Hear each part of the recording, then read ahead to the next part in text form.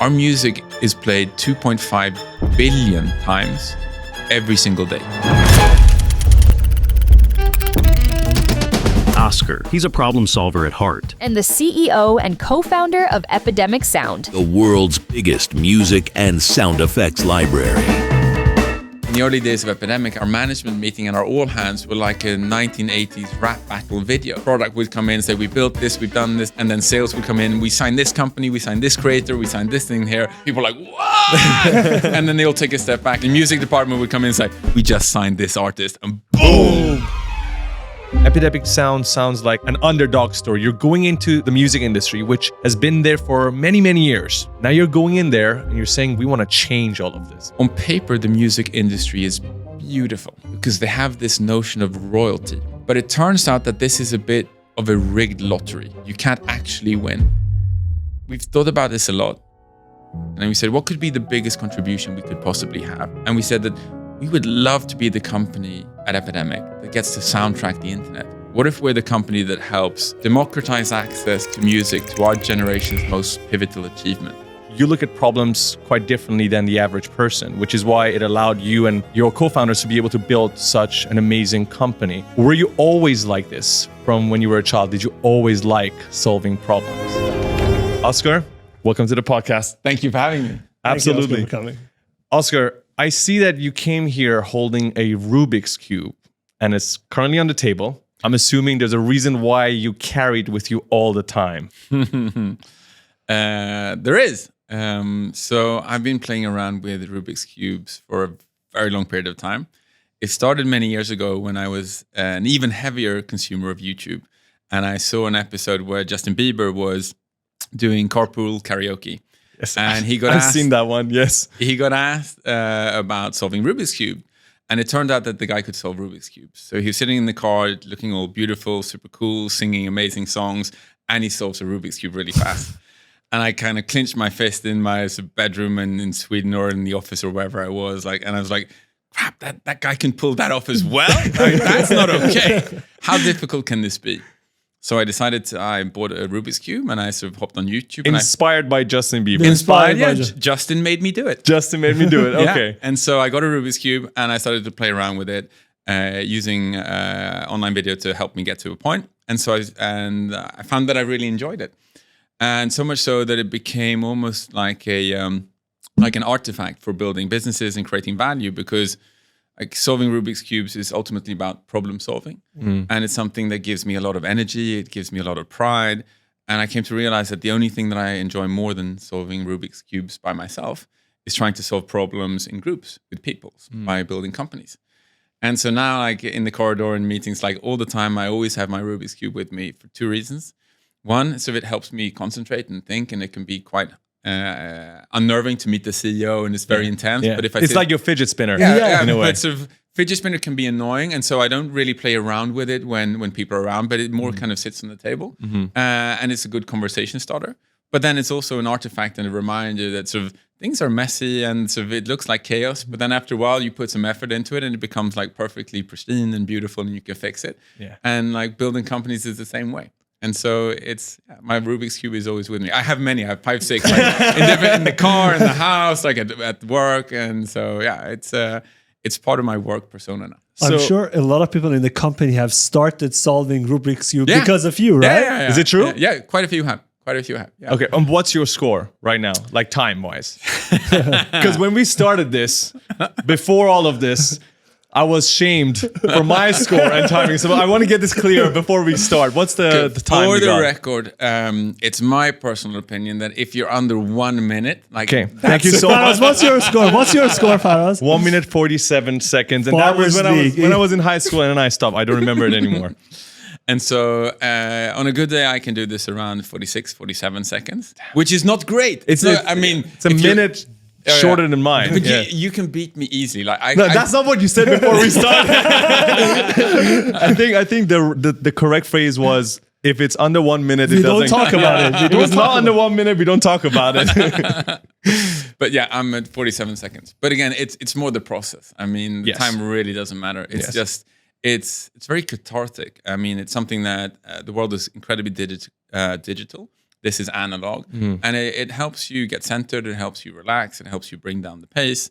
And yeah, so it's not about the actual time, it's just about the motion of doing it. I do find the problem-solving concept quite interesting because one man's problem is another man's opportunity. Correct. And what I like about problems is that the same problem can cause suffering for one person, but for another person, it could be an opportunity. Yeah. So it's all about your perception of it. Yeah. And I feel like for you, you look at problems quite differently than the average person, which is why it allowed you and your co-founders to be able to build such an amazing company. Were you always like this from when you were a child? Did you always like solving problems? It's a great question.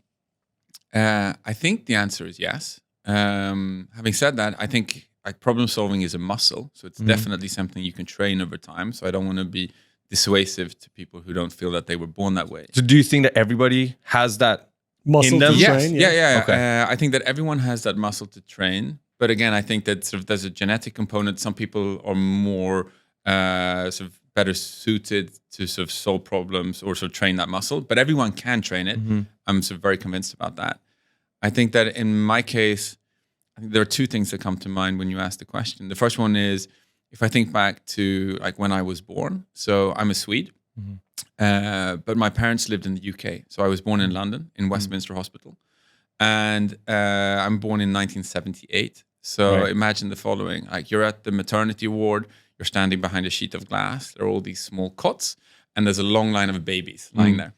And British babies, like most babies, tend to do three things. So they scream, and they eat, and then they like fill their diapers. I'm trying to find like a polite word to say that. And then repeat. And they do that again and again and again. And they're all of a similar size. And so you imagine the ward and all the kids look the same. And towards the very end, there was a Swedish Viking, which was me. And I weighed over 5.5 kilos when I was born. No way. I had jaundice, so I was all yellow. And back then I had a lot of hair and it was all red. So like tons of red hair. Wow. I was all yellow and I was twice the size of all the other babies. But the most important, and this You probably scared the shit out of the other babies. That's why they were shitting their diapers, I think. that's They were probably true. screaming. Get me out of here! Get We me out got of here! violence here. Run! There's somebody help! I haven't thought about that, but maybe that's true. But I think the most defining characteristic, which gave me my nickname, is that apparently dissimilar from the other kids. Like I was constantly happy. I always had a smile on my face. And it turns out I was born curious. And so I've always loved asking more questions than giving answers. I love sort of getting into problems and I love understanding both like the intellectual stuff, but also the social things like, between people. And so being wide awake in Swedish is called being pig. And so my nickname is Pigge. Pigga. Yeah, Pigge. P-I-G-G-E. Okay. And so all my friends call me that. At work, it hasn't really stuck, so they say Oscar. But everyone privately calls me Pigge, which means the curious one, the wide awake one. And so for me, I was, I think, predetermined to be a very curious guy, ask a lot of questions. And that's kind of one part of problem solving, being curious. The other part then is trying to solve it and break it down and understand what it means. But I think that it's definitely something you can train. You can be born with it. And I think it's something that's just, it's been with me my entire life. And I think that there have been different periods of time where problem solving and company building have been looked quite differently. Epidemic, we'll get into it, is nowadays an old company in the sense that we still act young and we are young, but we've been around for 15 years. And when Epidemic was founded, like the premise for company building back then was very alpha. And what I mean by that was, like the way people saw value creation back then was there needs to be this alpha male and somebody has to win at the expense of somebody else. It's everyone was disruptive and there's creative destruction.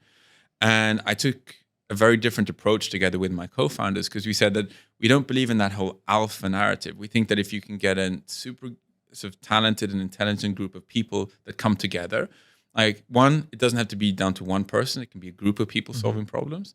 And two, I don't believe in the narrative that somebody has to lose for somebody to win. I don't believe that problem solving is a zero-sum game. I think that in some cases, and in many cases, you can structure problem solving such that there's like a net positive benefit to everyone. And so I think that's the beautiful art. That's the beautiful component of company building and problem solving. It's easy to have a winner and a loser, but if you can create a context where you leave the room and there are two winners, like, that makes the world a better place, right? So I think that's the secret sauce. That's where you really need to apply yourself to get to that point. Wow. Having this characteristic, was it easy to be at school and university and working with other people on projects? Yes, very much so. I would say that I was, I enjoyed school a lot. I would maybe characterize it as, if you think about standard distribution curve, there were some people who were super duper smart in school, like straight A students. I was never one of them. And then there were people who didn't apply themselves at all.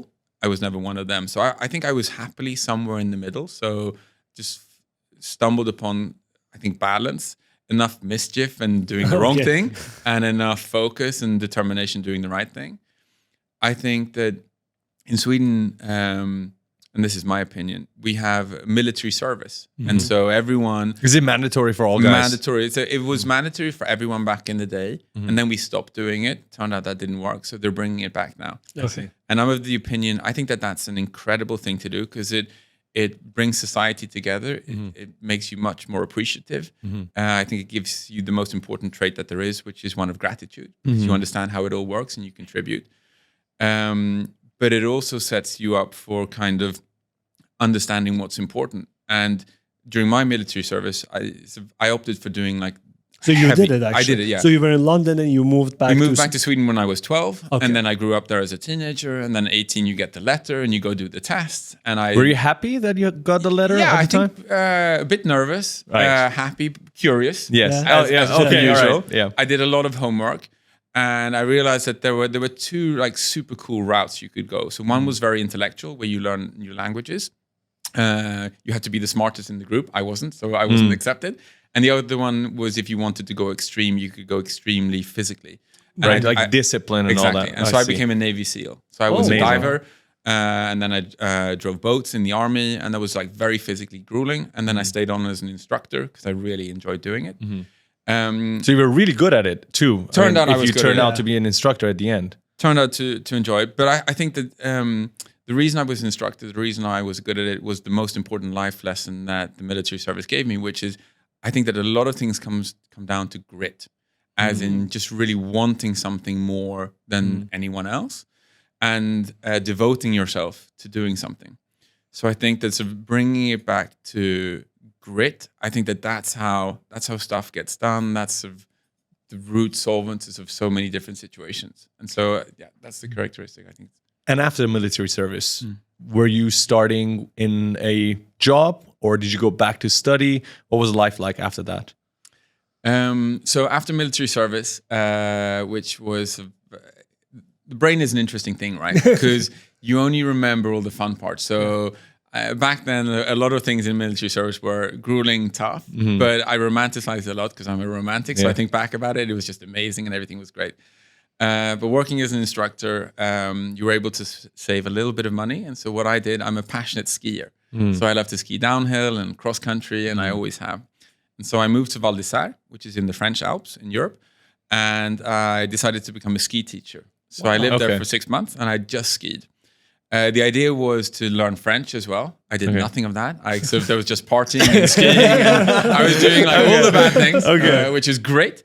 I needed to get that out of my system, but more of, I just love being in nature. And so that cemented my love for the mountains and outdoors. And again, great physical activity. Yes. Next weekend, I'm going back home to Sweden and I'm going to walk up a mountain. So with skis, you put fur under your skis and you walk up mountains and then you ski down. And how long is the walk? So the walk is like 3 hours and it's like 15 minutes 15 down. minutes go. And then you go 3 hours up. And Worth the pain. But I'm more looking forward to the walk up than the ski down. Okay. Really? Because that's how I'm built. Is it social? Do you talk to people when you're going up, or So you're on your own and truth be thinking? told, when I'm going to walk up this mountain, this is my first time. So I've done cross-country skiing a lot. Like I've done a lot of competition and sort of things like that. But this is the first time going up, so I'm going to learn. So invite me back, and I'll tell you if we talk or if I we like don't. that. I like that. But so I worked as a ski guide for 6 months. I then moved back to Sweden. I went to business school. So it turns out I'm a numbers guy. Right. And sorry, just want to get this right. When you went back, was it because you were done with skiing or because you wanted to make more money? What was the motive behind it? So I was dead broke. Okay. All right, yeah. So I saved up a little bit of money. I lived with 5 other guys. Interesting. So we found an apartment in Val d'Isère. I went into a ski shop in Stockholm to a notice board. I was looking for board. There were 4 dudes in a tiny in a apartment smaller than the studio. And they were looking for a 5th guy because they couldn't afford the rent. So I move in. I'm the 5th guy. There were 4 beds and then there was a table. So I slept in the beginning under the table. And I vividly remember that there's this concept of after ski. So when you ski, like 3-4 when it's done, people tend to go to the bar. It gets quite rowdy. And you wear ski boots, which are very heavy. So when people came home, sometimes late at night, they still had ski boots. And if you slept under, because we took turns who slept where. And if you slept under the table, you had to wear a helmet. Because when people came in super drunk, it was all dark in the room. Oh my God! You would get brain damage, I think. Maybe that explains why I turned out the way I did. But I remember putting on a helmet once in a while when it was my turn to sleep in the bed under the table. I kind of see why you moved back now. It was great. Like I love that. I'm not into like the fancy side of life. I love the grit part of things. And so I treasured that time. I had a lot of fun down there. But I was down. The season was over. I wanted to get back into school. And so I applied to this school in Stockholm called the Stockholm School of Economics, which is a numbers school, a business school. I did that for 2 years. I was very, very mediocre, I would say, during the first 2 years. I focused on partying, making friends, traveled quite a bit. Everyone there wanted to be an investment banker, which I didn't want to be. And so I took a break after 2 years. I studied French properly. I moved to Paris. I learned French. Did it work this time? Yeah. So this time it worked. I moved to Paris because I was embarrassed that I didn't speak French. So I learned French. I then studied theoretical philosophy and sort of history of ideas. And I came to understand that I really love problem solving. And so at that time, everyone back home in Sweden wanted to be a banker. I wanted to understand top line, as in, why do people buy services? How do you build companies? How do you solve problems? And product companies hadn't been invented back then, at least not that I knew of. So there wasn't really a school or a school of thought around this. But I was very curious about building businesses. And in Sweden, I would argue back then, that was it was very uncommon, because Swedes are socially quite awkward. We don't like talking a lot like this. So this is a stretch. Oh, this is new. This is a stretch for many Swedes. I enjoy it though. And so Swedes would often say, I'm not a salesperson. And what they mean by that is salespeople were seen as disingenuous, pushy, somebody who wanted to shove an opinion down somebody else's throat. And I took a contrarian view, because I thought that, like, if everyone wants to be an investment banker, let's agree that if there are no product, if there's no business, if nobody's buying anything, there's not going to be like a profit and loss. There's no balance sheet. You can't do any financial engineering unless you're creating value. True. And so I fell in love with top line, with sort of solving problems and getting into that. And as you can imagine, this was when I came back after 2 years.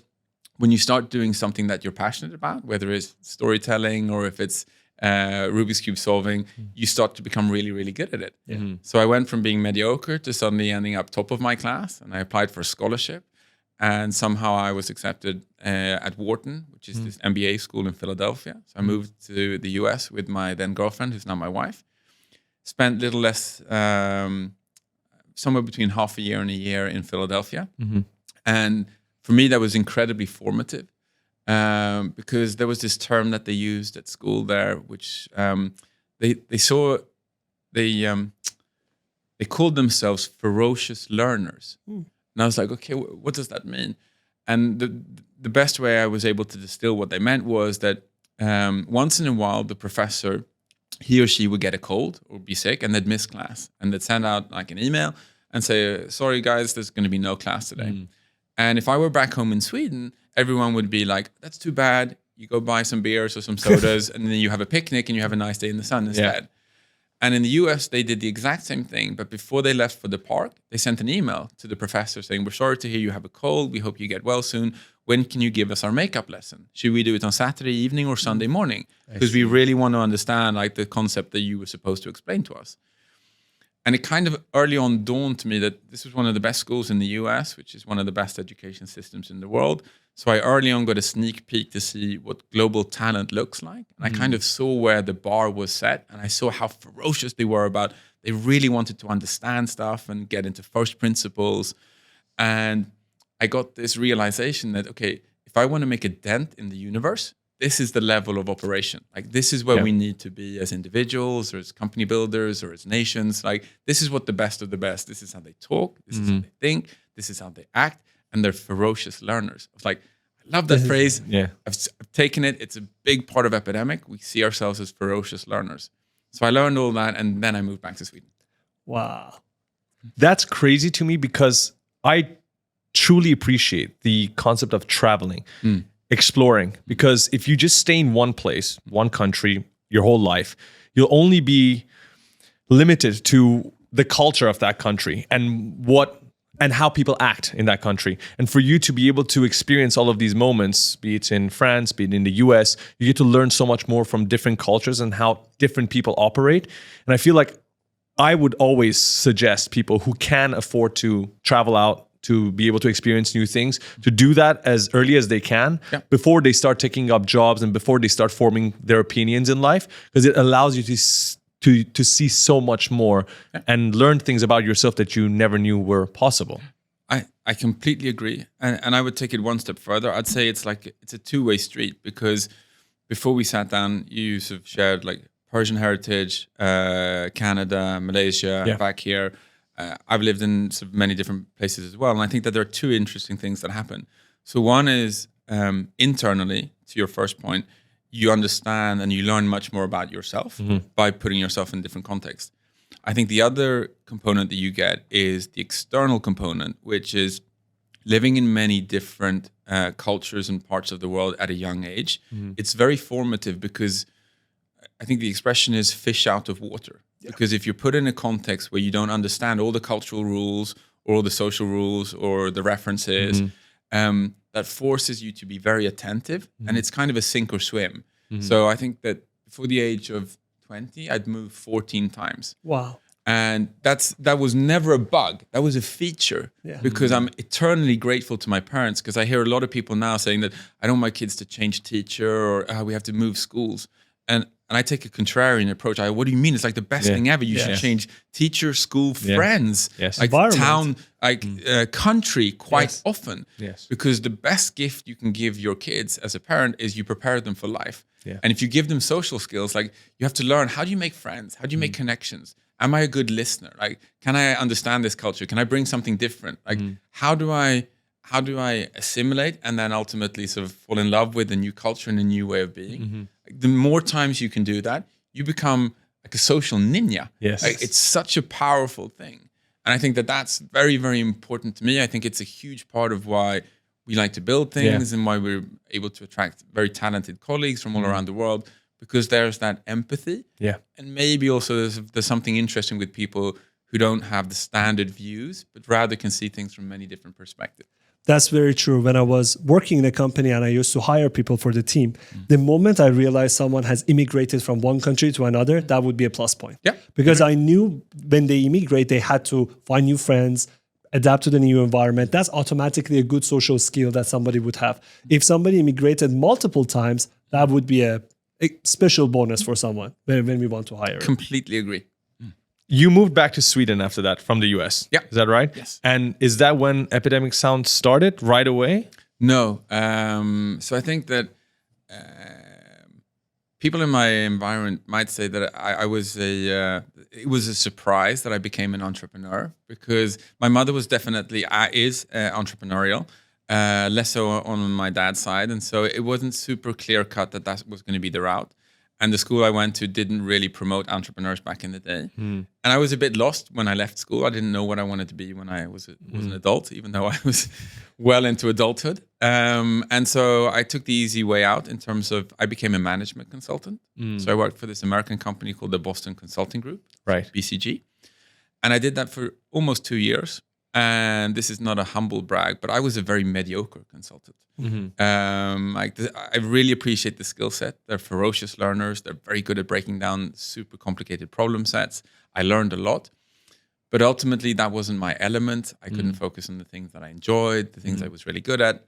And I didn't really see myself in that environment because all your colleagues would leave all the time because it's a stepping stone in a career. You don't really stay at BCG. The retention was really high. The retention was low. Low, yeah. So people kept on churning out.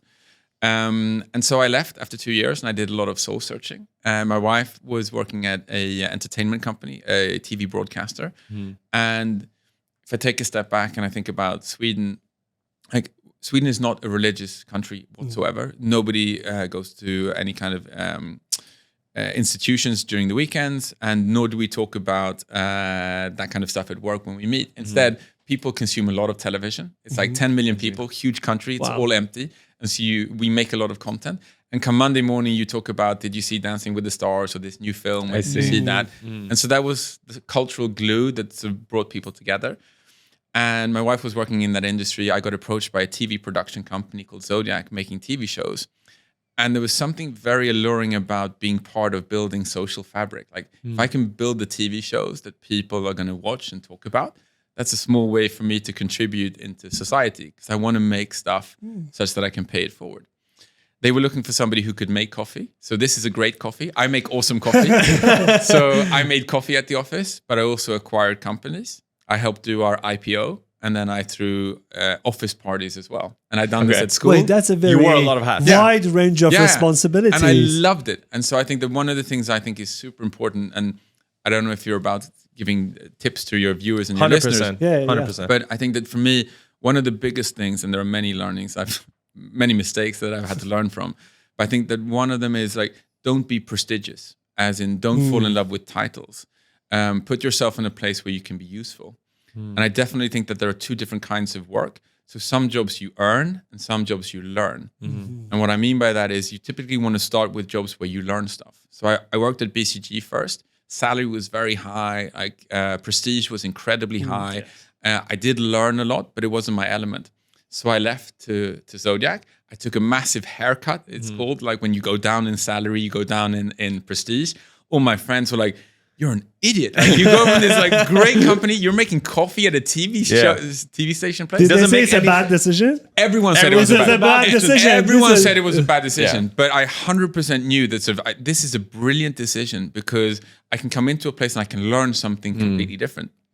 And not only was the learning component very, very important, it led me on to my sort of second big learning, which is like, you really need to own your own endorphins. Like you need to be the creator of your own happiness.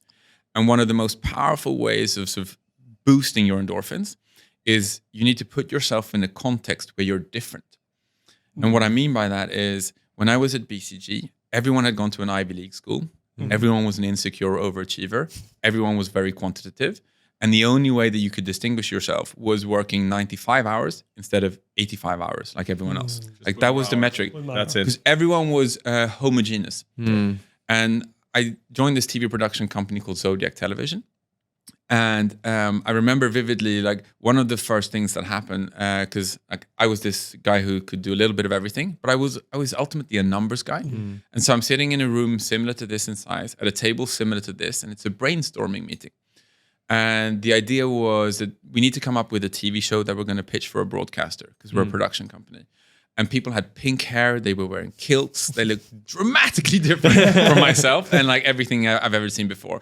And they were throwing out crazy ideas. Somebody was saying, what if we think about this show as an island? Who's seen Robinson Crusoe? Like, let's strand people on an island. And somebody says, yeah, let's throw in lots of like drama and we can sort of socially engineer such that there are relationships. Let's put couples in there. And I was thinking to myself, this is the worst idea ever. But I was quiet. And so they were just very creative and they knew many, many different things. Nobody was even remotely similar to each other, let alone myself.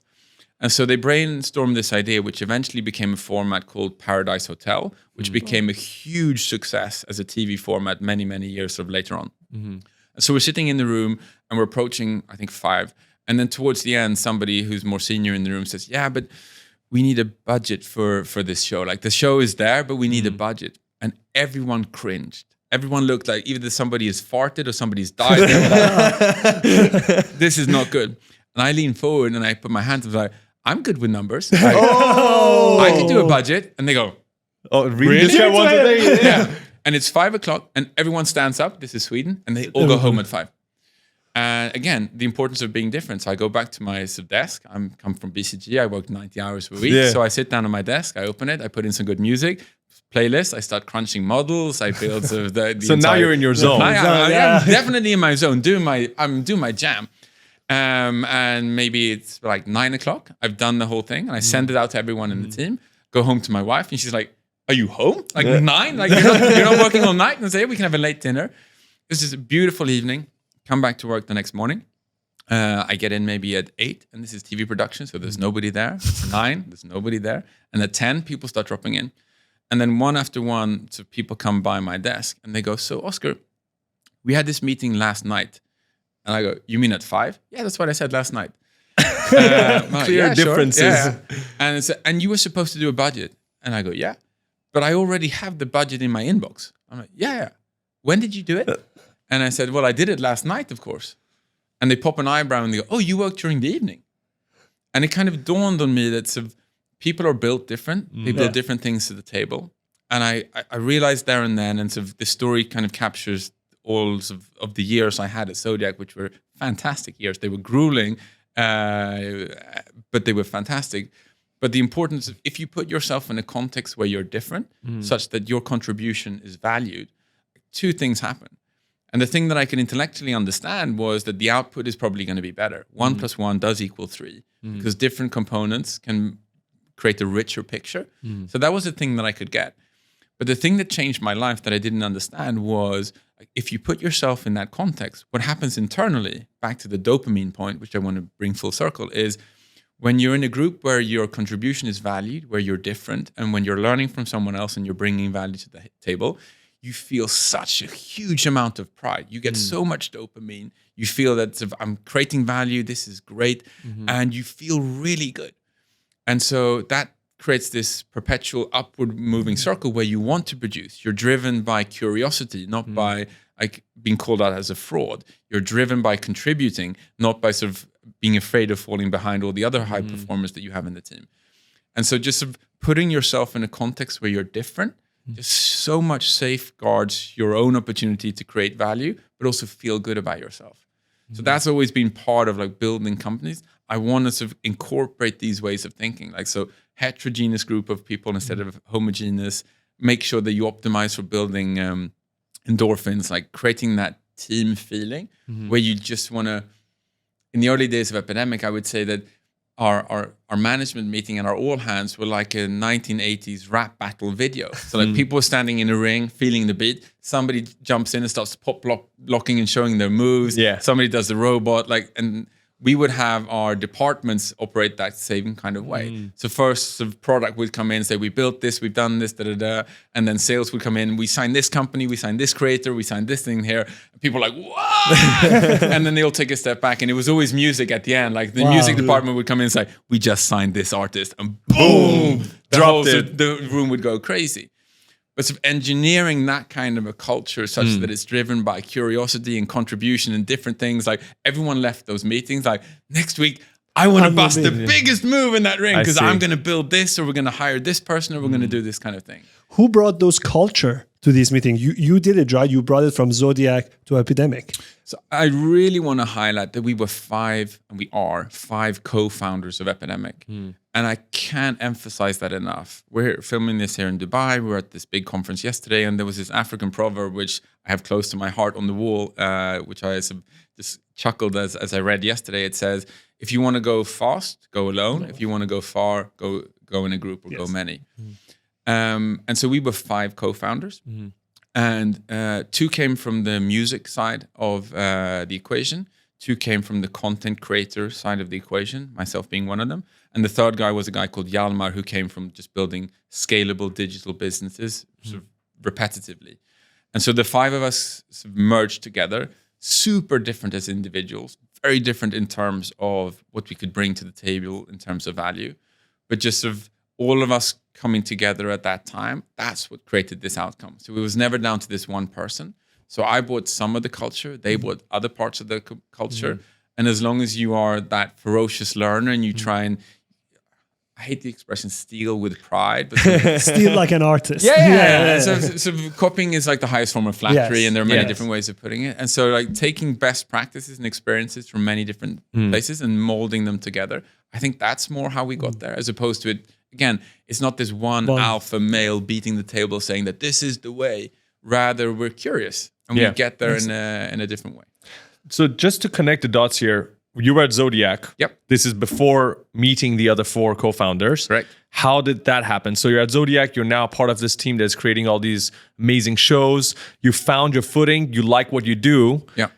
Lower pay. Yeah. You got a haircut. Yeah. But how did I want to ask that question? How did you believe in your bad decision when you were that too? moving from the company to Zodiac? Because now it's easy to talk about it. Yeah. The salary was lower. The job was entirely different. Yeah. How did you believe in that decision that everybody was telling you don't do it? Yeah. I think that there are probably 2 answers to that. The one that first comes to mind, which is probably less true, is like the romantic one, which is like, I think that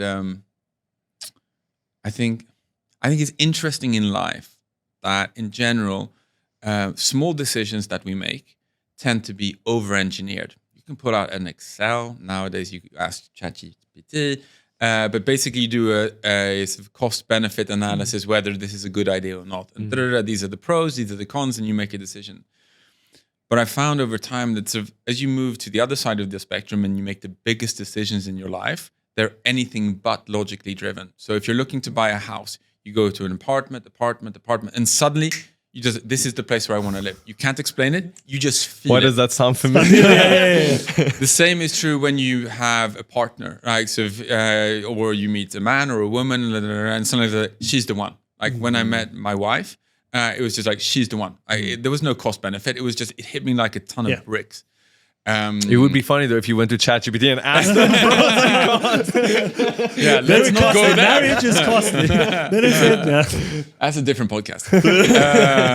We should have another episode. I think that's true when you decide to have kids. Like if you're in that position, it's for me. Like we went on these like being a dinky, double income, no kids. So we went like infinite weekend trips. We went to Barcelona, we went here, we went to Prague, and suddenly one weekend I woke up. I was like, if I have to go to one more European capital, I'm going to kill myself.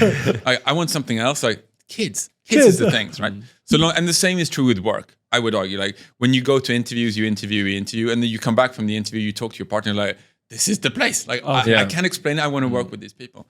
It's very emotional. It's very, very emotional. And so long-winded way of answering your question. And so I think that's a part of me thinks that sort of the big decisions you make in life, you feel them intuitively, emotionally. And I try to go very much on that gut feeling. I think another way of explaining it is I think my body kind of told me also what was right. I wasn't happy working as a consultant. Like my sleep was off, like my energy was off. As you know, my nickname is Piggy, so I'm like the wide awake guy. I was turning into the guy that wasn't wide awake. I was constantly working. I believe that sort of you should build your life as that tripod on the table over there, which is you should have many different facets. So you should have your interests, your family, like sort of culture, work. And if you work at one, sort of some jobs just are all encompassing and they force you to stand on one pod instead of a tripod. And then it'll fall. And it will fall. And I was in the process of falling. And so I was being unhappy. Like I was starting to see glasses as half empty as opposed to half full. And I think that's, it was like, my body was telling me like, you're in the wrong element, dude. Like, I don't know what the answer is, but it's not this. And others won't understand it. They will tell you it's a bad decision, but you know it's the right decision for you at that moment. Yeah, but I will say that sort of my wife, my closest family, when I said I'm going to quit, they were like, of course you should. Do you have something to go to? And I said, no. And they were like, well, but everyone was on board with it. And then, so I believe in sort of karma and things will solve themselves. So like, just keep on doing the right thing and eventually you'll find where you need to go. Yeah. So that's the reflection. No, that's a beautiful way to say it. I think emotional is true. It is emotional when you're making the big decisions. Yeah. Whether you want to make it logical or not, that's up to you. But ultimately, I think your emotions will make that decision for you. And as long as you're conscious of it, you will know. Yeah. You have to be conscious of it. Yeah. You'll be unconscious or non-conscious if you're listening to other people all the time. Yeah. And so I had friends where they were making their life decisions based on their friends and external factors, which I think should have. You should factor them in. You should factor them in, but you should ultimately look at yourself, because 10 years later, 20 years later, they might not be around. You might have lost that friend for whatever reason. You had a fight. And they're not there to tell you, yeah, I told you to make this decision. You made it yourself. And also that their experiences that they base their advice on are significantly different from your own. So they may be the wrong sort of piece of advice. Regardless if they're around 10 years. They have different philosophies, different morals. You know, they might consider something to be good or bad, and you might be different. So I think I completely understand. I don't think that's why we are called bad decisions. Yeah. I completely understand why you made that decision. Now I want to know that transition between Zodiac to Epidemic Sounds, because they're different things, of course. You were working at Zodiac for how many years? So I was there for the first year and a half or 2 years. I was the coffee guy. I say that jokingly because I got to do incredibly cool stuff. That's the coolest sort of role that I ever have, being the coffee guy. And so I was able to build a platform, build rapport. I was curious. And then eventually one of my bosses came to me and he said, so Oscar, there are all these cats on skateboards. And I'm like, what? Cats on skateboards. Exactly. That's what I said. Cats on skateboards? And he says, yeah, on YouTube. YouTube is this thing. Oh, cats videos. Yeah. So YouTube is this thing. So this is early. We're now 2006. Something like that, 2005, 2006. Really cats video. Oh, yeah, so I can't remember when YouTube got acquired by Google, but it was around about there. So it was starting to take off. And my boss asked me, can you look into this? We think that there's an opportunity there, or maybe there is, like we need to be on top of this. And so this is a word that's aged even worse than I have, which is multimedia. So I was the head of multimedia. You clearly hate that word. I can see that. It doesn't mean anything. Like, what multimedia? But I was the head of multimedia, and it meant a lot of different things. It was basically everything that wasn't traditional television. And so I looked into catch-up, mobile, video, interactive television, and I started to be more like entrepreneurial within this production company. I was asked to like try and see if you can invent stuff. And so that's where I think the foundation of Epidemic started. And I'll gladly share like the story of how Epidemic came to be. It was like a couple of different factors, right? So I found myself in that environment together with the main owner and the founder of Zodiac was this Swedish guy called Zach. He's 17 years my senior. He's a punk rocker. He's from the north of Sweden. I was like this numbers guy from Stockholm, so we were very different. But immediately when I met him at the first interview, like he was a guy that I just desperately wanted to impress. I saw how he rolled in his life. He took his work seriously, but he didn't take himself seriously. He was working with stuff that everyone had a relation to. Like when I was a management consultant, on the off opportunity that I was invited to dinner parties, I normally wasn't because I always was working. But when I was working, like people who sat next to me, they were like, so what do you do, Oscar? And I would tell them, and I can see in their eyes, they want to kill themselves. Like, it's my one sort of night out. I sit next to this guy, like, this is so boring. And then I switched to TV production. I started making TV shows. So we did The Girl with the Dragon Tattoos. Yes. We did Bear Grylls, Man vs. Wild. And I'd be at dinner parties and people would ask me what I do. I say, well, I do television. I do these shows. Now they're all interested. The entire dinner party would go all quiet. Everyone went to me like, what's she like? What's he like? Why are you doing this? Tell me about this. Da, da, da, da.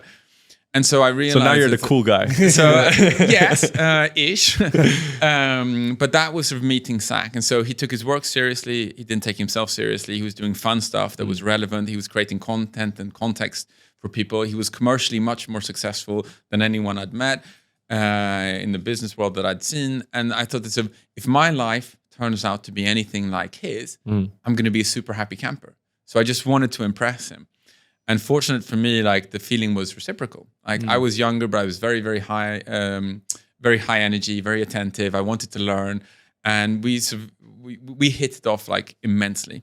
And so there we are, looking at cats on skateboards and doing different kinds of things. And I think that earlier than most, we saw a couple of different things. So one, we saw that like adding music to content, we knew that as storytellers, that's like critical. If you think about food. So food without taste is a bit like content without music. Because food without taste is like human fuel. It's empty calories, like it's dead. But if you add umami, if you add taste, the the food not only becomes memorable, but it becomes unforgettable. Like, this bland, non-tasting food is amazing, said no one ever. So it's all about sort of the taste. And when you come to stories, like when you add music, that's when you add emotion. That's when you cross your T's, you dot your I's, you bring something to life, and you make sort of all your senses come alive. That's when it becomes memorable, and in some cases unforgettable. Like music unlocks that emotion in us. And despite that deep understanding, like we were seeing a music industry which in the analog world was struggling. Like the way the music industry was engineered, the way it was set up, like it wasn't really working. So we came to understand that there was this huge pain point. Like adding music to content is broken. And the first problem that we said that we'd like to solve was that we'd love to live in a world where adding music to content is like inspiring. It's fun, it's collaborative, it's where you get inspiration. You should listen to stuff and like, ooh, this is how we're going to edit this film. Like this is going to be the explosion. Like this is the arc of the story, and this is how we build it and make it all come together. That was not the case. Like when we came into the industry, like everyone was called Patrick in the music industry. They were patronizing, they were angry, they were always late to meetings. You had to fill out music cue sheets. It was wildly litigious. There was What do you mean a music cue sheet? So in the art of soundtracking content, like typically the way it breaks down, I'll use like, so the way soundtracking in content works is that roughly you use one soundtrack per minute of content produced, right? So if you're making a 5-minute show, there are at least going to be 5 different tracks in there. And in auditioning every single track, you typically listen between 5 and 50 tracks. So you need like a huge corpus of music to make sort of even just 5 minutes of content. Once you find the right track in the old analog world, what you would have to do is you would have to ask for the rights to use that specific track in either the video or the ad, the commercial, the TV show, the movie. And you would have to reach out to multiple different rights holders. And They will have multiple owners for the single track. For one track. So the way you should think about a track, and when I say track, I mean a music track, in the old music industry, is think about it as a cap table, as in like this is a sheet which shows the ownership of this track. And so you have the artist, and they're typically going to own maybe 17 to 25% of the future revenues. So they own a split. And under that, you have the songwriter, and she or he owns a split. And then you have the studio musicians, and they own a split. And then you have a record label, and they own a split. And then a publisher, and they own a split. And then a PRO, and they own a split. And you tally all of these numbers, and the sum is always more than 100. So everyone feels that they're adding more value than they're getting credit for. Everybody has a voting right? So that's you're reading my mind. So that's number one. This is how you should think about it. On top of that, it's wildly litigious. They hate each other with a passion, and they all have veto rights, such that if you want to use one track for 1 minute of content, you need like the sign agreement for everyone, and you need a separate commercial arrangement with everyone. Someone wants profit share, someone wants minimum guarantee, someone wants upfront, somebody wants tokens, somebody wants your autograph. Like it's wildly different. And if one person is unhappy with the agreement, you can't use the track because they can sue you because of statutory damages in the US. Like one infringement can cost you $150,000. Just for one track. Yeah. So let alone being demonetized and sort of thrown off platforms. So you take all of that together. How was all of this so interesting to you? I don't get it. When I hear this, I'm like, I'm running away. Which is the best sign of a good business. You want to work with the unsexy stuff. Yeah. Like, so show me the unsexy stuff. Like that's where, because everyone reacts the same way. Yes. So this is the same thing. The problem that is causing suffering for some is an opportunity for others. Exactly. So full circle. Great storytelling. I agree. PRO, what does that stand for? PRO stands for a performance rights organization. Right. And they exist all around the world. They typically operate as oligopolies. And so they have regional monopolies in their own country. And then they aggregate for good reason. Like I want to be clear that I don't bash PROs because they have a very different job to try and sort of collect remuneration for certain parts of the music industry. But the expressions of liked by everyone, loved by no one, like they're spread so incredibly thin, so they can't do a few things really well. So they end up doing everything okay. So they have a tough mission. And so, let me get back to that.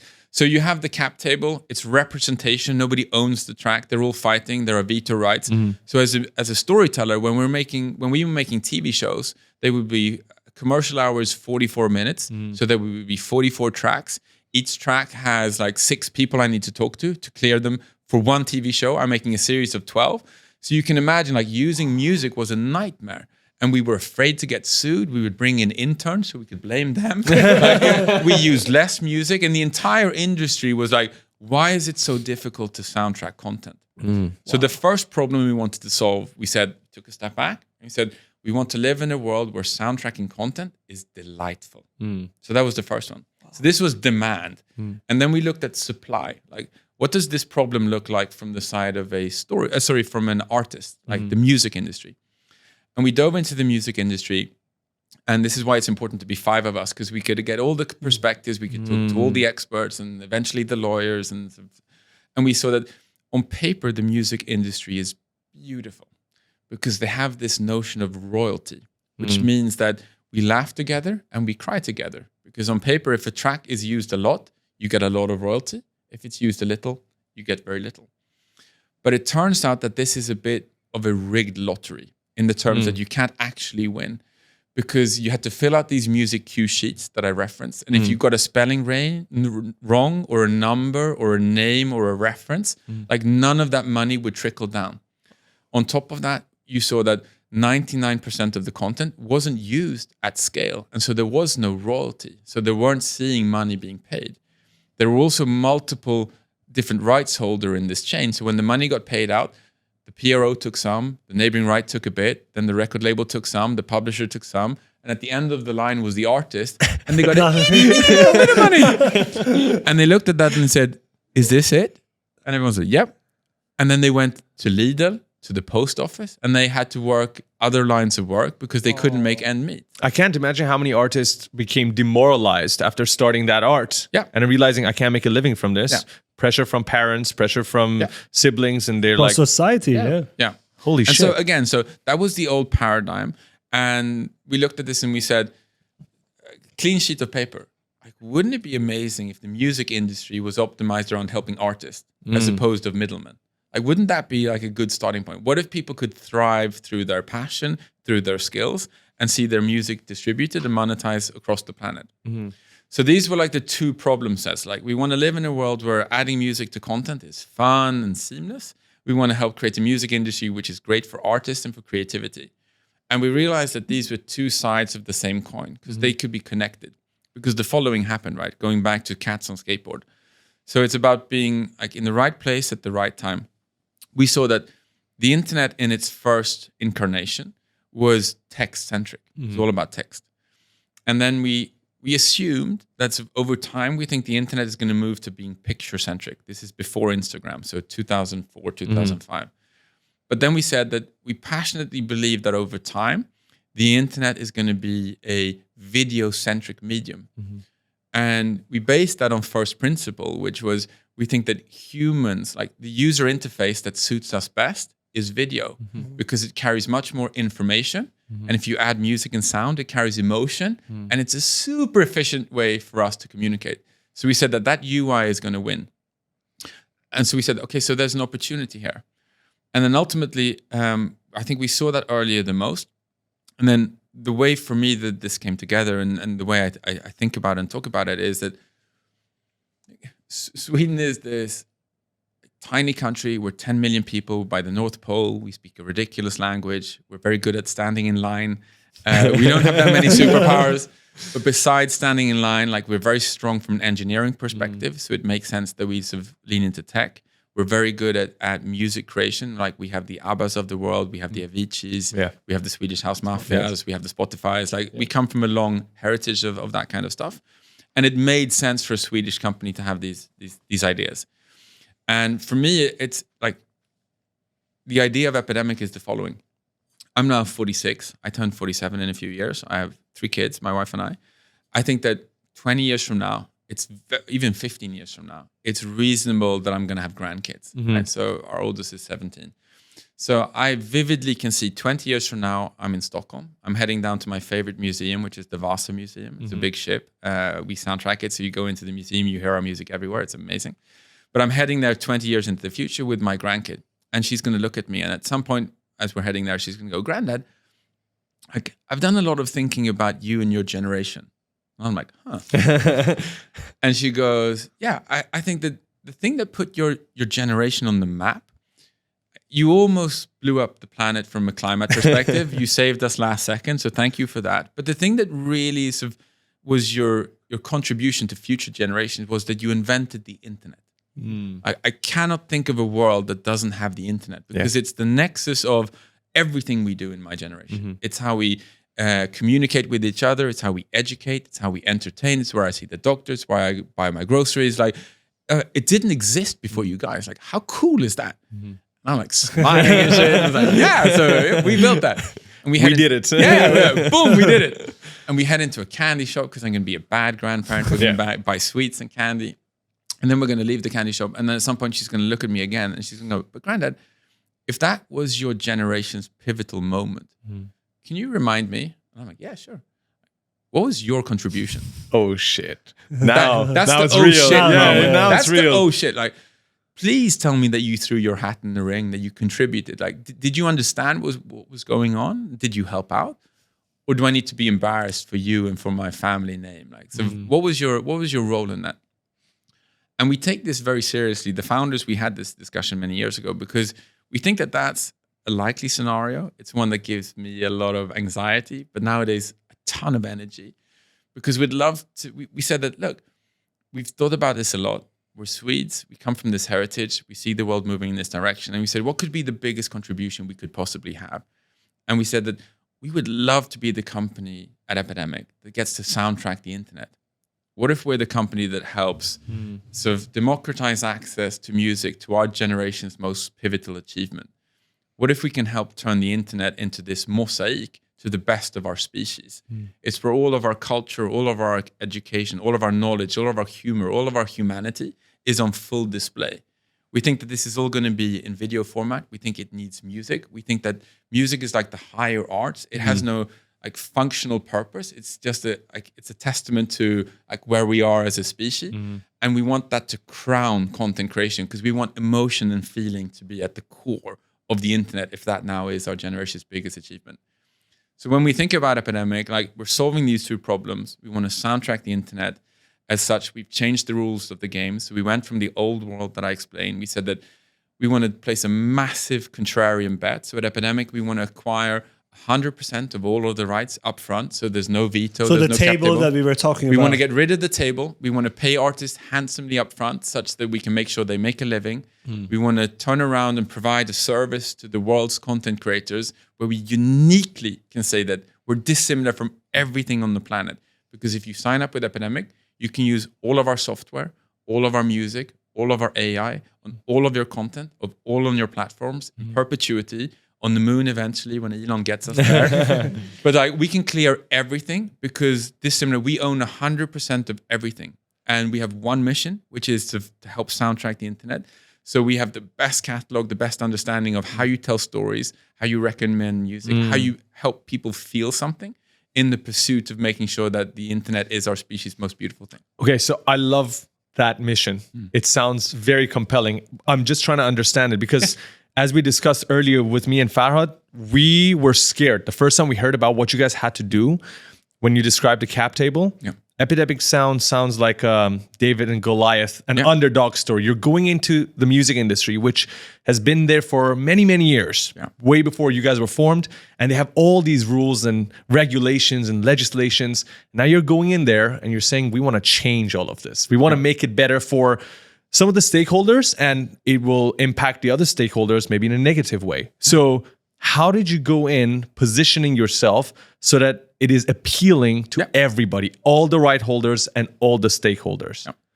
So again, I think that's a great question. It ties back to your first one, because the way I would say is that we took this very seriously, and we went back to the initial question was, how can we create a scenario which has is not a zero-sum game, and where we have net beneficiaries like all around? And so when we launched Epidemic back then, and this dates me, but there was something called the value gap. YouTube was silenced, as in music wasn't allowed to be used. It couldn't be cleared. So the PRO in Germany are called GEMA. They'd shut down all music usage in all of Germany. So they had to geo-ring fence that. The same thing was happening in other places around the world. So there was no music working on the platforms. So the platforms were unhappy.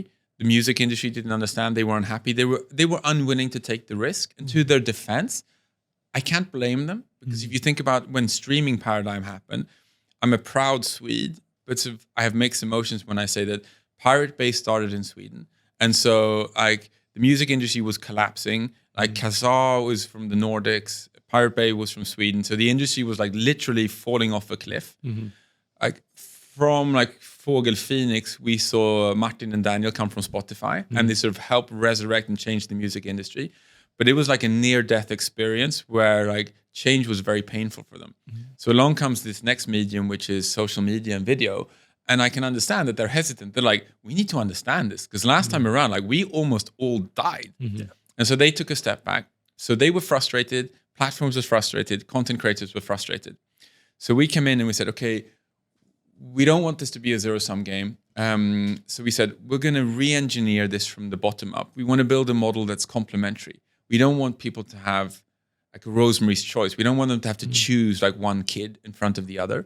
So we want to make sure that we provide a service which creates huge amounts of value. And when it makes sense, you use Epidemic Sound.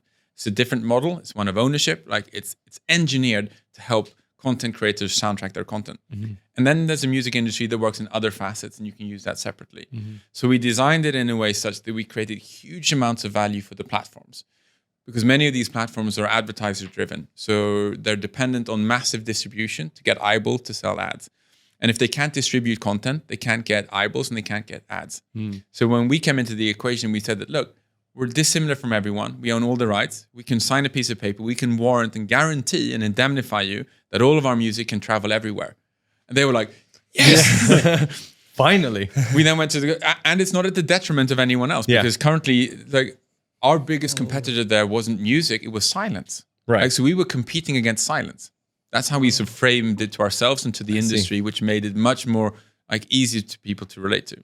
And then the content creators, the same thing. Like normally, and you know this as content creators, music is interesting because if you have one track in your content that you don't have the rights to, that can demonetize your entire channel. So all the Very hard work, annoying. the revenue you make, like disappears. So that's one thing.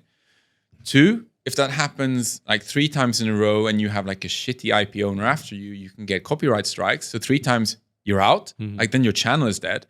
And then to make it even worse, like if you have like a litigious like troll after you, they could go after you for statutory damages. Like you could be on the hook of paying $150,000 for IP infringement. And all of that is unacceptable, right? Yeah. And so we said, okay, so we need to create something which is dramatically different. So for content creators, like, it's a fixed subscription. We don't want your revenue. We want to create this scenario where you pay us a subscription and you get all this value. So you were talking about we don't want to eat their margin. Rather, we want to give them peace of mind and all the upside over to them. Because we had a very clear picture that we want to be perceived from our point of view as like almost emotionally like, with the real that our music gets to play a small part in your vision, in your storytelling. Because we acknowledge and appreciate that music is a component. It's not the component. It's a component in the narrative, the story, like the editing, like the grading, like everything that we're doing. But a very significant It's one. a super significant one, right? But we want to make sure that we're optimizing for that outcome. To the artist, it was incredible, right? Because we have a forward prong compensation set up for artists. So the way it works out is like the world that artists were living in historically was the following. They weren't getting paid for making tracks because the infinite wisdom out there was that, no, there's going to be lots of royalty. So I'm not going to pay you anything. Sit tight and you'll be rich. 99 people never saw anything. So the first thing we did is we said, we're going to put our money where our mouth is. So we'll pay you up front. So we commission music and we say, we'll pay you anywhere between $1,000 and $5,000 up front if you make this track. And I'll get back. For one track? For one track. Wow. One track. And I'll get back later how we commission tracks because it's It's going to blow your mind. And so we pay them up front. The second thing we said is, okay, on top of that, as we build a great catalog, like the more relevant your music is, the more people download it, we want to pay you a soundtrack bonus. So we want you to create music that's compelling for content creators, because there's a nuance here. A lot of artists, they create for themselves. Yeah. They're like, this is my vision. Yes. And I love that. I consume that music all the time. But soundtracking, you need to really be on board with. When you create music for soundtracking, you're creating incredible art, but you need to be able to take feedback, because if that art is not something that resonates with the storyteller, you're screwed. Yeah. Right? And so to incentivize that, we're saying, like, if your track gets downloaded a lot of times, it shows that it's valuable. And depending on how much your downloads account for all downloads, we'll pay you more from our soundtracks bonus, which is now millions and millions of dollars. Wow. That's crazy. And so, but suddenly artists are incentivized to understand, like, what's soundtracking? Like, why are they using my intros but not my outros? Like, what's What is wrong the with my culture drops? now? What's the culture now? Yeah. And this informs them how they do stuff. Then the third component is crazy, right? Because as we started to soundtrack more and more content creators, and when we started to hit scale, things became incredibly interesting. And the way you should think about this is, like, if you, as a person, if you borrow 1 million crowns, or let's say if you borrow $100,000 from a bank and you can't pay it back, then you have a big problem. But if you borrow $100 million from the bank and you can't pay it back, suddenly you don't have a problem. Yeah. The bank has a problem. problem. Yeah. And the dynamics completely change. And the analogy here is that we were initially small because we started small. We didn't give any interviews for the first 10 years because we wanted to hit scale first and get to escape velocity and build barriers of entry. But after a while, so we became big. We're now at a point where our music is played 2.5 billion times every single day. Wow.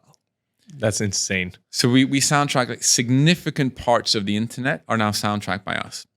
And something really interesting started to happen like 4 or 5 years ago, which was when our generation's most prolific storytellers, including yourselves, started to use our music. The number one comment that popped up in many of these videos was, "Hey, Mr. Beast, I love this video, but where's the music from? The music is so good. Yeah. Like, I want to listen to this when I'm sort of creating content myself, when I'm running, or when I have a dinner party, or sort of when I'm sort of heading to school, when I'm commuting." And we're Swedes, we're a bit dumb, so we're slow. But eventually it dawned on us. We were like, hang on, what if we've accidentally created the world's largest, like, rocket launching platform for new music and new artists? What if we can get a percentage of all of these viewers who fall in love with the music that they hear in the incredible content that storytellers put out? What if they're inclined to Shazam that or click links because they want to go consume the music alone on YouTube Music, or on Spotify, or on Apple, or on Deezer, or on NetEase, or on, like, music streaming platform? And we said, we'll test it. So we took all of our music and we uploaded it to all of these music streaming platforms. And then we encouraged people to try to make the link. And it started slow at first, as most things. And now it's just exploded. Wow. So we drive billions of streams now on music streaming platforms. And they create a lot of royalty. So they create money. And our music isn't royalty free, it's restriction free. So we say, we're not a record label, we're not a publisher, we're not a PRO. We'll collect that money directly. And we looked at that money and we said, this is a lot of money. What should we do with this? And I'm thinking about my grandkid and, like, the sweets and the candy and going there. And we're saying, what would be the right thing to do? If we're looking to solve two problems, we want to help content creators, like, check, but we want to help artists as well. So if people are consuming their music standalone, not together with the video, but they're loving the music, like, what does the traditional music industry do with this royalty payment?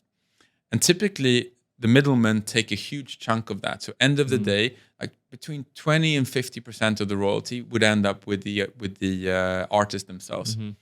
Okay, and say, what's the top bracket? Like 50%. Would that be a fair trade? And we said, yeah, we've commissioned the music, we've paid for it, we've distributed. Let's collect all this revenue and we'll share this revenue stream back with the artist. Wow. 50-50 in perpetuity. 50-50. In perpetuity.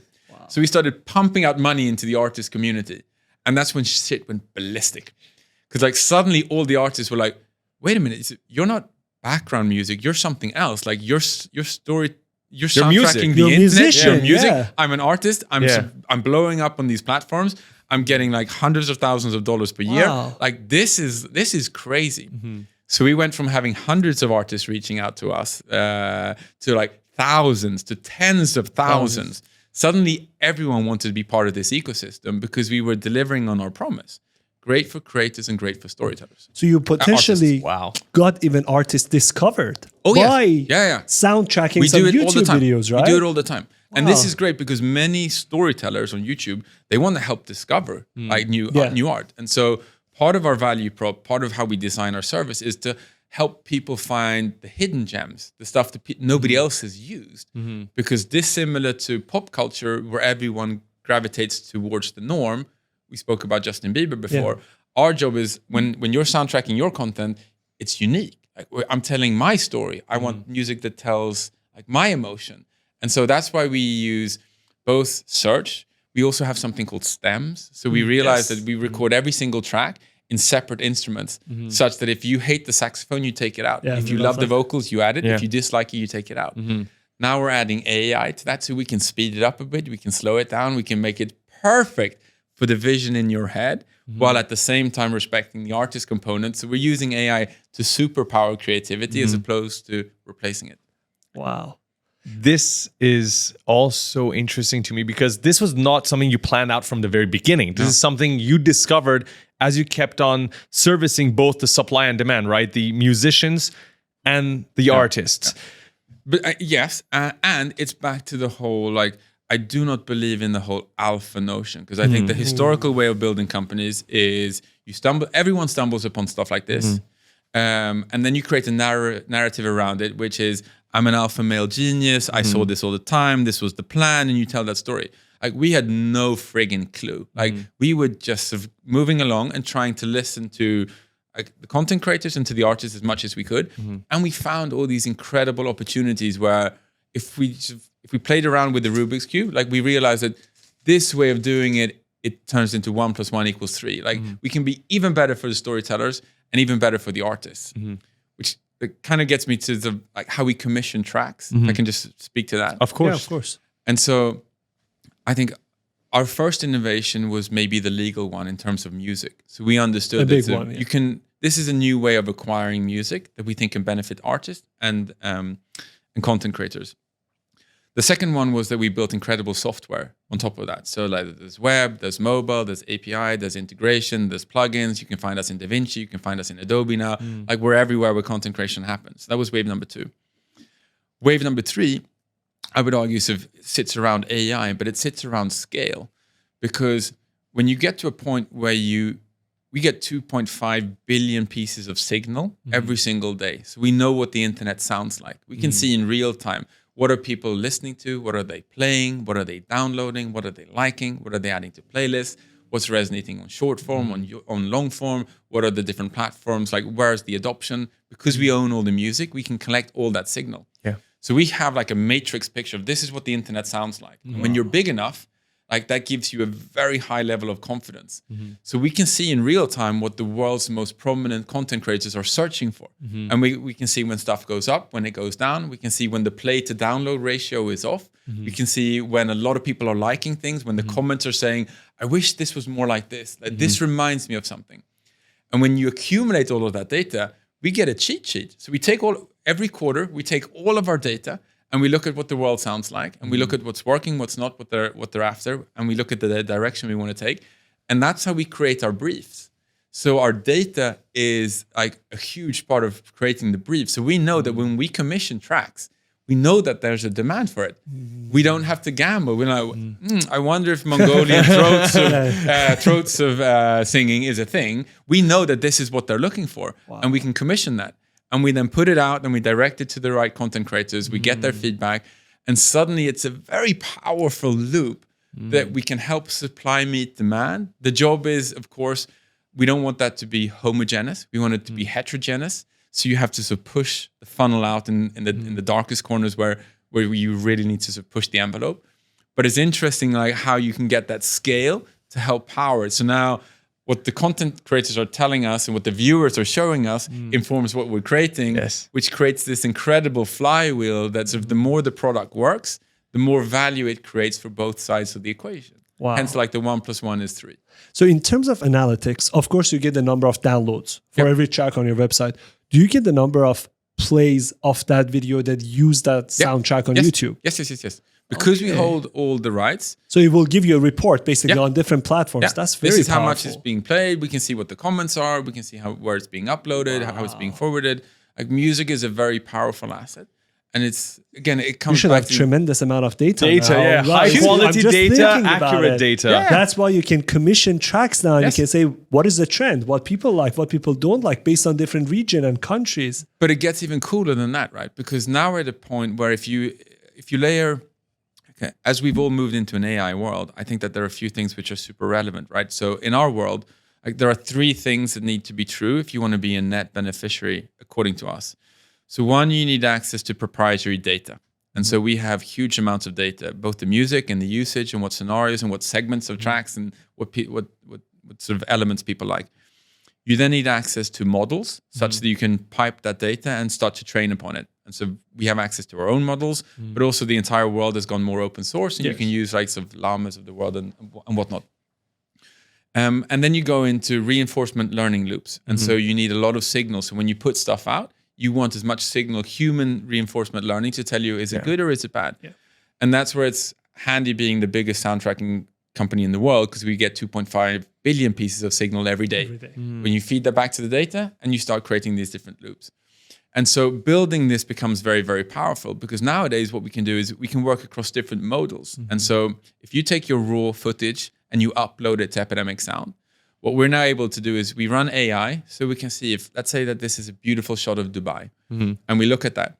We can then go back in history and see, for the last 15 years, what's all the footage that we've soundtracked, which similar footage of Dubai, what's been the music that's been used, what's generated the most amount of engagement, the most amount of shares, the most amount of desired outcome, and then we can recommend music in order of relevance to the track that you're making. So suddenly, like, the footage and the music and the data start to play, and the product becomes data to help create music, right? That's a very smart way of using AI. That is very really smart. intelligent. And I feel like it's, as creators, this will be a very non-conscious, seamless way of interacting with Epidemic Sounds, where you go in and you're just recommended the music that just fits with your content. Yeah. And so you guys are making that process a lot more enjoyable versus how it all started in the beginning. Yeah. Wow. But I want to be clear. It's early days, right? Yeah, so of course. Yeah. we're now, like, we're inserting ourselves into so many more different editing flows, because we think the closer we can get to provide value where you're actually having that creative thought process, the better. Like, the recommendations are things that we're co-developing together with content creators, together with artists, because the line you don't want to cross, and I can't emphasize this enough, because I think that the majority of the world currently is getting this slightly wrong.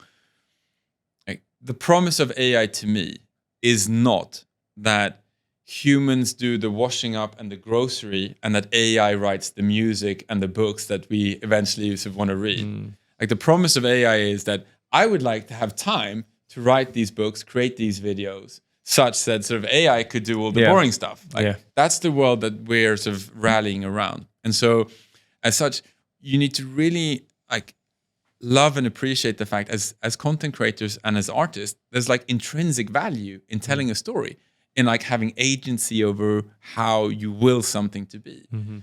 And you don't want to cross that line, because you want to automate and take away all the boring stuff. But if it's all down to sort of producing everything for us, like, that kind of kills the whole creative stuff, right? So I think that's the UI, the UX, getting that right, such that it can supercharge rather than replace. That's where I think the world is now having to play catch up. Even for creators, I mean, we've played a lot with generative AI, not for music, but for audio, images video, everything, and video. 11 Labs, for instance, for voice.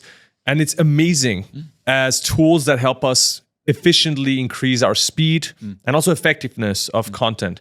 But I 100% agree with you. I don't think it will ever 100% replace, because if I just came here and I gave you a gold medal and a trophy for running a marathon, and you never ran that marathon, you never did the work, you will have no value. You have the gold, but you will see no value in it. You'll probably just place it on the cupboard, it'll eat dust, and then you'll throw it away.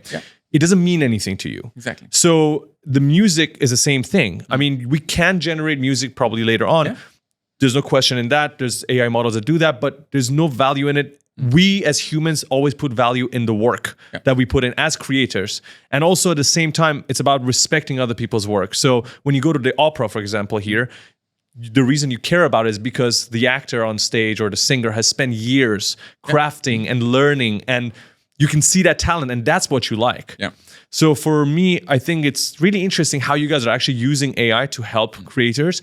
Has a lot of these features that you're talking about rolled out already, or are these in the process of being rolled out? So we're in mid-process now of rolling them out. Some of them are already live. Many of them are being tested. They're constantly being iterated on. But I just really want to re-emphasize what you're saying. I 100% agree with that way of thinking.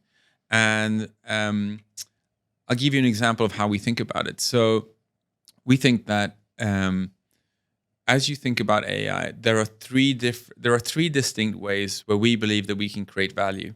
And so we think that the first model is you use AI to help with the cold start problem, to help recommend.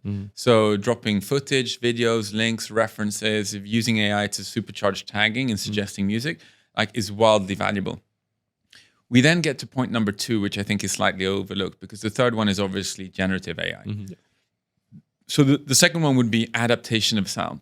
And so what we think is like the killer application is if you found a track that you really liked, that you resonated with, but you realize that you're making a short form video or long form video, the track is 3 minutes long, you want 17 seconds, or it's a live stream, you want 5.5 hours. Like the old notion was you have to become a sound engineer and spend like 10 hours, try and re-edit that and will that into what it should be. You're doing that against the terms of use because you typically don't have the rights, and it's very, very complicated, and you get pulled out of the flow. Not many people can do that, by the way. Not many people can do that. Again, so back to democratization.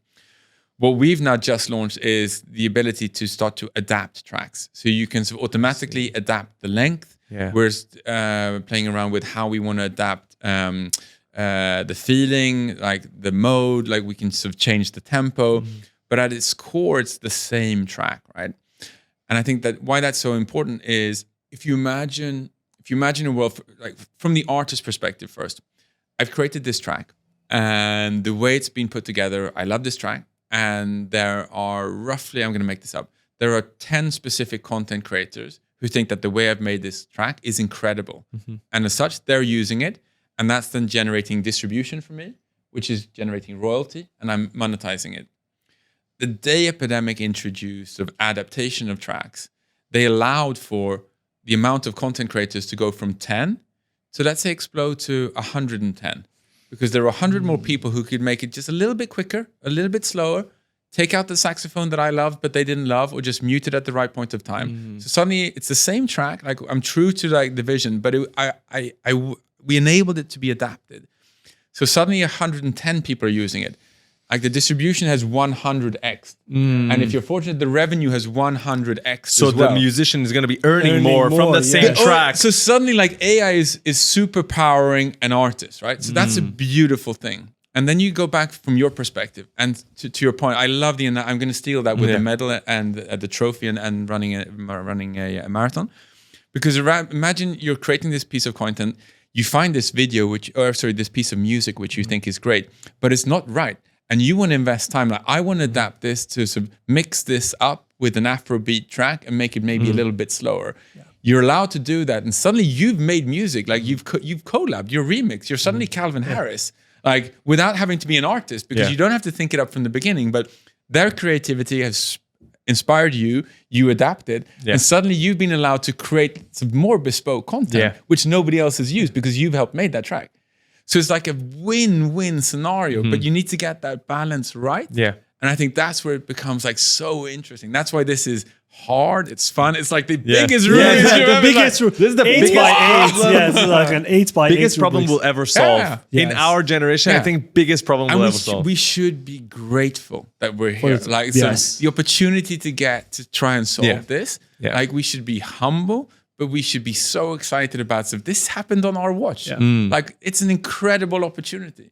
And by leaning in and being sort of open, transparent, not being all alpha like we have it all figured out, but sort of, we're trying to do this in the right way because shit's hard. I love that way that you guys look at it.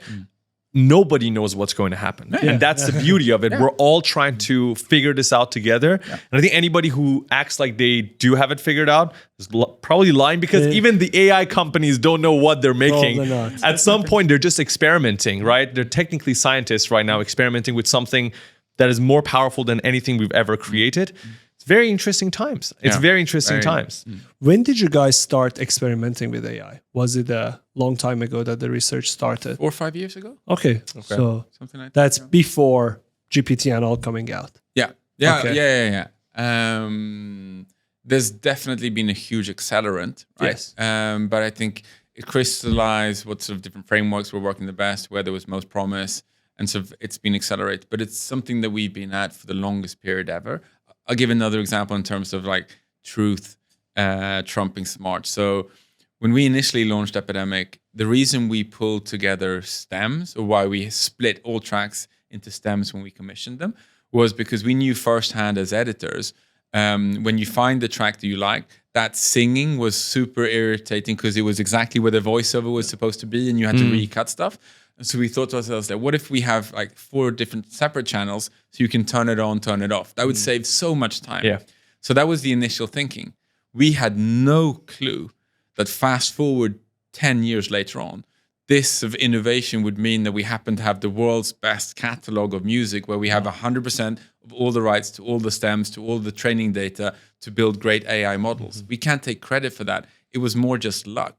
So I think it's about being humble and open to that. But also, there was this Swedish ice hockey goalkeeper. He was interviewed by a journalist, and the journalist said, like, "Wow, Honken, it's incredible. You seem to be so lucky in goal. Like, so the pucks just bounce your way." And he scoffed and he says, like, "Yeah, but it's super weird. You know what? The more I train, the more lucky I seem to get." Yes. And the journalist was like, "Oh, quite." He was Yes. like, "Yeah, okay." Yeah. And I think it's the same is true here. Like, you just need to be staying at it. You need to train. You need to be humble. But the more you train, the more you listen, the more sort of opportunity are going to present themselves, I think. The more you put yourself in the position to be lucky, the luckier you are. I love that. You have to work It hard is to very be true. lucky. Yeah. It is very true. How many employees do you guys have right now? So we're pushing just north of about 550 full-time employees. And we work with thousands of artists all around the world. They're not employed because they typically tend to want to be like running their own sort of businesses. And so they work with us on a different cadence. But full-time employees, 550, 560. That's really exciting to me to hear, because so we have a company, but it's way smaller than what you guys have. I've always find this concept of leading fascinating, because you want to be able to motivate people around a cause. And it's difficult because at times people, depending on their lives, could be their marriage, could be their children, could be their friends, family, they might become demotivated. They might have different values than you. They might have different reasons why they're working in the company. How can you unite a team as big as you guys have around a single cause and make sure everybody's motivated and understands the vision? That's a good question. I think that some things have to change, some things can change, and some things should never change. So if we unpack that, I say that the things that you need to be careful about that never are supposed to change, I think that they need to be like the vision, mission of the company and the values. And what I mean by that is, like, we're very focused on soundtracking the internet. Like, that's why we get up in the morning. That's why we go to bed with a smile on our face. That's why we tend to hit the 80 hours a week, even though we're not management consultants. But we are now missionaries. We're not mercenaries. So a mercenary is somebody who does something for money. A missionary does something for, like, persuasion. The mission, the reason. Exactly. So we're very reason-driven. So I think that being a mission-driven company, like, that should never change. If you start changing that, people get lost and they leave. Next to that, you have values. I think that, like, your tactics and your strategy can definitely evolve and change over time, but you should never change your values in terms of, if you compromise on your values, like, let's go back to your marathon. Like, if you win a marathon by cheating, like, what's the point? What did you win? Exactly. What did you win? People would do it, but again, I don't think they'll be happy at the end of the day. And similar, if you build a great company by compromising your values, like, what's the point? Like, because you want to test those values and you live by them. And so we have a set of values that we stay super loyal to, and they should never change. And you should honor them, and you should make sure you should celebrate them, and make sure that they are remunerated according to those, because you have to walk the walk, talk the talk. And then you go into, I think that strategy and tactics probably can and should definitely change. If it's too often, it's a sign that something is wrong. But the world is changing. It's like a dynamic place. And we're privileged to see a lot of shifts from stationary to mobile, from long form to short form, from non-A to AI. Like, it keeps on moving. So the goalpost keeps on moving out there. And as such, you have to change and adapt to that, because remember, like, the humans who weren't nervous were the ones who got eaten by the dinosaurs. Yeah. Like the ones who were constantly nervous, running around. Like, we were the ones that survived, and that's the whole bad news bias, which is of spooking in our brains. And so I think that could probably change. And then I think that the people around you, they have to change, because there was a moment in time in the early days. The way I think about building companies is, in the first incarnation of a company, you're probably better poised for success if you're surrounded with generalists, like a small banded team of people who are generalists, because everything is on fire and everything needs attending to all the time. And you have to be a jack of all trades. If you're fortunate enough to live through that, and you go from being a startup to being a scale up, you realize that if you can't have generalists everywhere, because it's not enough being the best like podcasting outfit in Dubai or in the region. You want to be sort of in the entire continent, or you want to be it on the world. So as the goalpost moves, like, it's not reasonable to think that these generalists are going to have the opportunity to accumulate the 10,000 hours worth of exactly how that mic should be placed, or exactly how we do this lighting. So we bring in experts and other people who are better than ourselves. And so I think that, like, we've definitely moved, and as the business has scaled and grown and sort of seen more and more success, there was a period of time in the early days, and people are going to laugh at the office if they listen to this, where I could walk into any room at the office and I knew more than anyone about everything, because I was the founder. I went into a legal meeting, I could explain a little bit more, like a product meeting, engineering meeting, music, commercial, And there was this inflection point in time where suddenly, when I started walking into rooms, I realized not only I wasn't the smartest person in the room. I never was, but I was the least knowledgeable person in that room. And the knee-jerk human reaction is shit. Like, I'm a phony, I'm bad. But you need to fight that with, like, all of your power, because that's the day you celebrate. That's when you've really succeeded.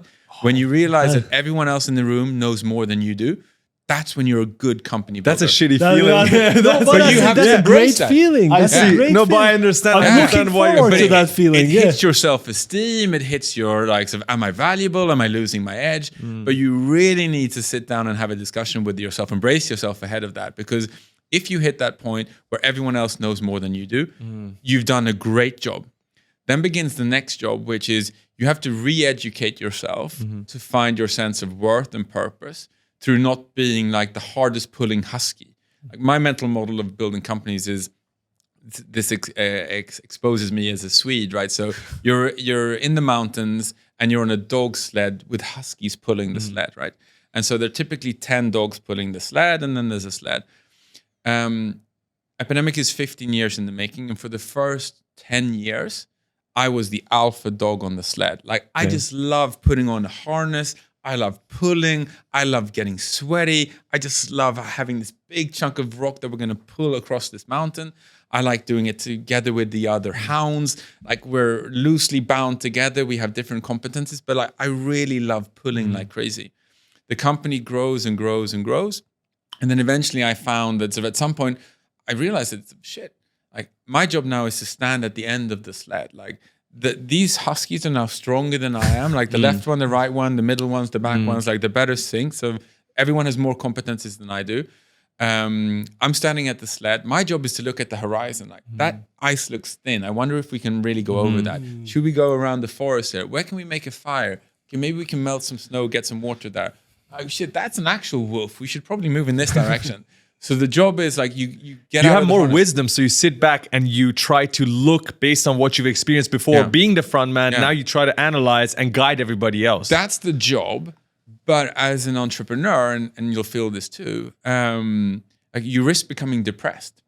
because you're doing stuff which isn't your natural tendency. Like I dream about being a husky, right? Yeah. And so suddenly you're doing all these important things, but so they don't necessarily speak to your core trait. And so I think as an entrepreneur, like that transition is important. It's not as difficult as I'm making it out, but I'm just trying to make a point here that you need to manage, again, your endorphins. So once in a while, I make sure that I put myself in the husky. I love problem solving. I love going around meeting people like this. I'm here in Dubai now because I normally don't get to go to the creator events anymore. I have to go to the finance events. Yeah. And so I want to make sure I put myself out there. I want to meet people because things happen when I can connect the dots. Yes. So again, you need to own your endorphins, but you need to manage that transition because as it scales and things change, like your entire role changes and the dynamic change, and you have to be prepared for. So I now get a huge amount of joy and endorphins by seeing other huskies move up the stacks. So imagine somebody who was like the third dog now being the second or the first dog, and I can see them making the move. They've grown, they're strong, they're pulling quicker than everyone. They know their way. I beat my chest and like, I see you. Like this is I get goosebumps talking about it. Like. That's how you need to sort of focus your energy to help build and elevate that, because the bigger your business, like there's this transition point where I used to think about how you build companies. So if you're a startup, like when I go to bed for the first 10 years of the company's history, my last thought every evening, my first thought every morning was, I wonder if the idea is good enough. Like does this merit all even of my after time? 10 years? Yeah. I wonder if the idea is good enough. Suddenly, one night, I went to bed and I realized I wasn't thinking that anymore. Wow. I wasn't thinking, I wonder if the idea is good enough. I was thinking, am I good enough? Like the idea is great, but what if I'm a mediocre leader? What if I'm holding the idea back? And that's when you know you're a scale up and not a startup, when you start thinking that way. And so managing that transition and making that happen, again, maybe that's a different podcast, but that's also super interesting in terms of creating value and creating business. Do you still have that when you go to sleep? Yeah. You're still on this one. Yeah. And I think that this I don't know to be true, but I've read that the best way to know that you're not a psychopath is to ask yourself the question, I wonder if I'm a psychopath. Oh, yeah. Because apparently psychopaths don't do that. If you talk to them, they think they're normal. They're right. All of them, they think And so they're I ask normal. myself, like every single day, like, I wonder if I'm good enough. Like I ask my colleagues, like, hold me accountable. I'm going to tell you if you're good enough. You tell me. So we're super honest in each other, and I think it helps keep us on our toes. It helps keep things interesting. It helps be a ferocious learner, because it's all about sort of learning new skills and frameworks and knowledge and sort of how you best apply value. Because nowadays, like in the scale-up phase, my way of thinking about value was, how can I make myself 10% better every single year? Like that's how we create value at the company. And suddenly you're a manager and you realize, dude, it's the worst advice ever. Forget about yourself. The people reporting to you, how can you make 7 people 10% better? Nobody cares about you. Yeah. If you make them these 7 people 10% better, and they make their people better, that's where you get exponential. Impact is way higher. But it's a completely different way of thinking, because we're geared like, I want to be better. Selfishly, because you want to, of course. Why not? You want to improve. It's not good for you to feel like you're staying static. Yeah. But ultimately, if you're helping other people, that's making a greater change. And the same is true building product. Like, not how do we make our product 10% better? That's great. But we try and think about, how do we make creators' lives 10% better, artists' lives 10% better? Like, how do we optimize out there such that this repeats itself? The action might be the same. It's just a perspective, right? The perspective allows you to look at it entirely differently. And gives you different inflection points, different frameworks, different ideas. And often it can take away like the ludicrous from an idea. Like this idea might be crazy if you're thinking from your perspective, but if you're thinking from somebody else's perspective, it's brilliant. Like, of course we should try it. Yeah. No, it's very interesting. I'm very curious about how you learned all of these things. Most of your lessons in life and in business, did they come from your own experiences, or are you someone who reads a lot of books, articles? What's your source of inspiration and lessons, essentially? So I would say, in order of least relevance and having the most relevant last, I'd say that the least relevant maybe is reading stuff. Interesting. Second most relevant is my experiences myself. But by far, the most relevant thing, and that I'd really like to end this sort of chat on, is the importance of other people paying it forward. And what I mean by that, like the whole mentor-mentee-ship. Like, cannot emphasize that enough. Like, I'm here today as a product of 20 years ago, left being management consultant, mediocre. I joined this TV production company. I met this guy called Zach, 17 years my senior. He was a titan in sort of content creation, creativity, selling TV shows. He's the guy I wanted to impress. We struck a chord. We worked together, sold that company. 2 years in, we said that we're going to start working together. And in his infinite wisdom, he said that, Oscar, we're going to be equal partners. And I get goosebumps just talking about it because I was like a dipshit, tiny, just sort of nuclear reactor of energy. And he was this titan. He says, we're going to be equal partners. I'm going to teach you everything I know. Wow. And we're going to share everything. And I thought sort of, at that point, I thought sort of like, this is the most generous act I've ever sort of encountered. I'm not worthy. And I really sort of lent into that relationship. And I learned so much from him and the people he knew and sort of the journey we've been on. Somewhere along that journey, obviously, because he's super smart, he understood that this is going to transition.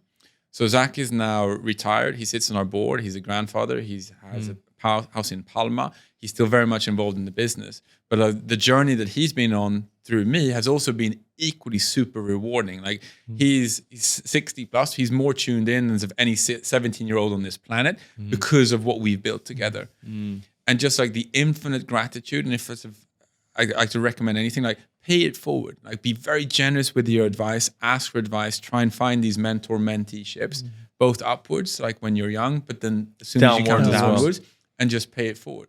Because the entire reason I'm here is I'm standing on the shoulders of giants. And so reading is great, experience is great, but sort of learning from other people, like that experience, the framework, the thinking, like it's so much from sort of prior generations with some sort of, you learn to adopt them, you make them your own. It's not word for word. My experience have been colored by what I've done, but just that component, I think it's so important. Speaking of advice, if you could go back and give advice to your younger self, starting out Epidemic, what advice you would give yourself? There's one that comes to mind, which is still a big question mark for me, which is in the early days when we launched Epidemic, and I referenced this before, we were super secretive, right? So our idea was that we think that this area is a winner takes most. And if you can get to escape velocity and you can build moats, you're going to be difficult to catch. As such, back then, there were a lot of copycat companies being built around. So as soon as somebody heard of something new, interesting, they would build it, try and replicate it, and sell back to the founders or compete them out of into oblivion. And so we took the very strategic decision. We're not going to do any interviews. We're not going to talk about this area. There's nothing to see here. There's nothing interesting happening. Don't look at us. We would play it down. At dinner parties, people would ask me, like, you used to be all interesting. I'm like, I'm not anymore. So we're trying music, but it's not the kind you'll hear on radio. And it's not very interesting. So we played it down a lot. And the outcome has been twofold, right? And so on the one hand, we are here now today. The business is thriving. It's doing incredibly well. But the journey getting there, like people would hijack our narrative. That sort of, we didn't own our own story at periods of time, and so there were elements historically where I'm not sure if that was the smartest move. It turned out great, but I'm not sure if I would have gone down the exact same route again. But that's with the benefit of 2020 hindsight. Yes. I think that's sort of the uncertainty again. That's a feature. It's not a bug. Like you want to lean into that. So I think that's how I'd frame it. Well, Oscar, this has been an absolute pleasure speaking with you. We hope Thank you for having me. The next time we're having this conversation, the 2.5 billion is like 10 5 billion, billion, 20 billion people I that you hope guys so are too. reaching. I know you guys can do it, and I'm really looking forward to the next conversation with probably 2 more Rubik's Cubes. Yeah, so we have to go under 1 minute. So we can at least talk about it. Because I don't think it's going to come on the podcast if you don't do that. No, imagine, this is how we're going to start a podcast. We set a timer on. Keep me honest. Keep me honest. That's great. Thank you so much for having me. Thank you so much. Thank you guys.